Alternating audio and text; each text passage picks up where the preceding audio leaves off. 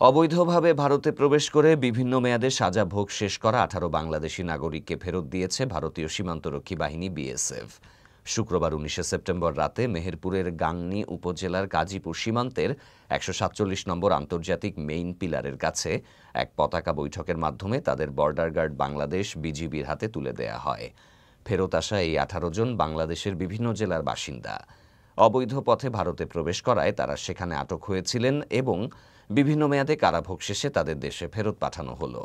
Kushtia BGB ৪৭ ব্যাটালিয়নের অধীনে থাকা Kazipur বিওপির company commander সুবেদার শাহাবুদ্দিন জানান, ভারতীয় সীমান্তরক্ষী বাহিনীর সদস্যরা পতাকা বৈঠকের মাধ্যমে এই ১৮ জনকে বিজিবির কাছে হস্তান্তর করেছেন। এরপর তাদের তথ্য যাচাই বাছাই করা হচ্ছে। যাচাই বাছাই প্রক্রিয়া শেষ হলে তাদেরকে গাংনী থানায় সোপর্দ করা হবে।